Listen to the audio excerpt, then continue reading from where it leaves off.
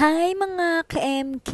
Another day, another mini vlog! Samahan nyo nga pala kami at mag-grocery kami for today's video. Char! Dahil nakamotor nga lang kami ng pinsan ko kahapon, very light lang yung nag-grocery ko. Dahil meron naman kaming dalang sasakyan ngayon, kasama na namin ang Beverly Kit na yarn. Actually, medyo masama nga ang pakiramdam niyan at uso yata ngayon ang ubot sipon. Kahit merong nararamdaman ang Beverly Kit na yan, go push pa rin basta sa galaan. Tinangalang at nagpasakay siya sa pushcart. Hindi ako mahihirapang maghabol-habol. Behave lang yarn dyan. Dito sus naman namin kung anong kunin ng kanyang mami siya daw ang maglalagay sa cart. Diba? Feeling big boy na yan. Pero pag intusan mo hindi mo mautos-utusan. Pag nasa mood pagbigyan natin at minsan lang yarn. Ako ganyan naman yata talaga mga bata ngayon. Yung tipong inuutusan mo na hindi sumunod-sunod pero yung hindi mo inuutos yun pa yung gustong gawin. Nakakaloka. Kaya madalas nag-aaway kami ng kuya Cray namin. Ba naman sa dami ng inutos ko wala yatang nasunod. Mas okay pa na ako na lang yung gumawa kaysa mag-utos ako. Ending mag-aaway lang kami. Ko kung relate din kayo mga mamshies. Tipong inuutusan ko ang kuya Cray namin ang sagot lagi sa akin teka lang mami, wait lang. Diba? Parang pagod agad hindi pa nga nagagawa yung inuutos ko. Kalor K.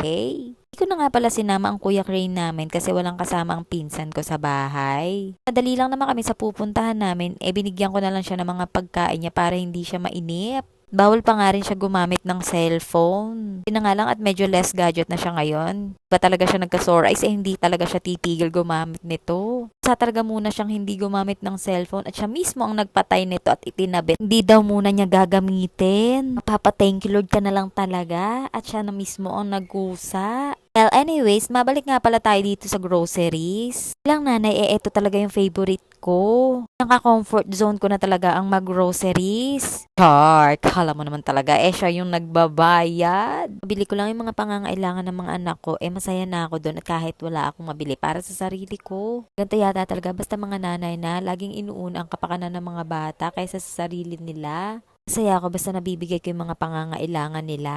Man lahat nabibigay namin mag-asawa pero sapat na yun para sa kanilang dalawang magkapatid.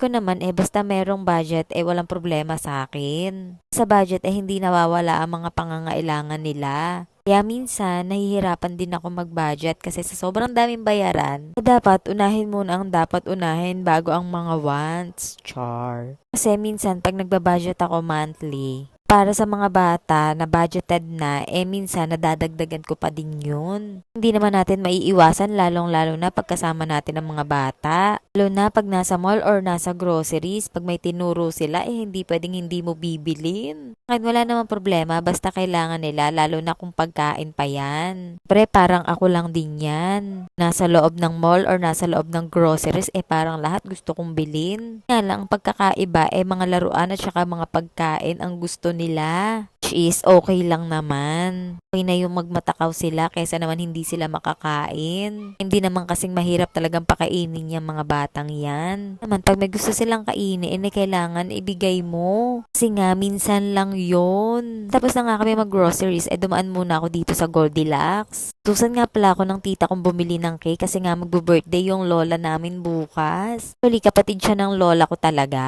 Wala naman na akong lola, lola na rin ang tawag namin. Na nga lang at available yung favorite kong cake. Flavor nga pala to mga ka-MK, kaya binili ko na. Merienda time na nga pala to mga ka-MK, dumaan muna kami dito sa sarap na lomian. Sedo lomian nga pala to mga ka-MK.